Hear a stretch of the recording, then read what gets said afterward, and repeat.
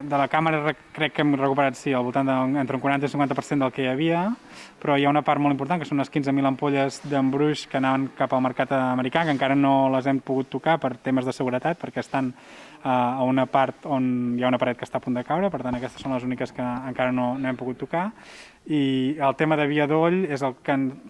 tenim l'interrogant més gran, perquè són unes tines d'entre 5.000 i 10.000 litres, al voltant d'uns 30 i 40.000 litres, que encara no hi hem pogut arribar per tema d'enruna, i ni es veuen les tines, per tant no sabem en quin estat estan, per tant tampoc sabem si el vi està bé o no. Estem anant ràpid perquè el meu objectiu principal és entrar a la Brema 2021 aquí, per tant, a finals d'agost aquesta nau ha d'estar acabada.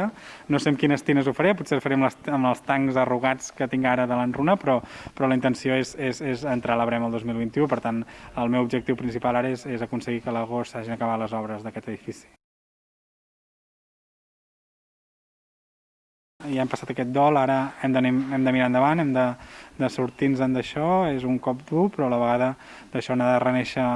un altre cop al celler i ens n'hem de sortir. Per tant, el meu estat d'ànim ja és mirar cap endavant, intentar encara recuperar tot el que pugui de sota les teules, i també has de pensar que el meu estat d'ànim depèn molt del que recuperi, per tant, cada cop que recupero, ni que sigui una ampolla, és com una victòria, i això és el que em fa estar ara viu.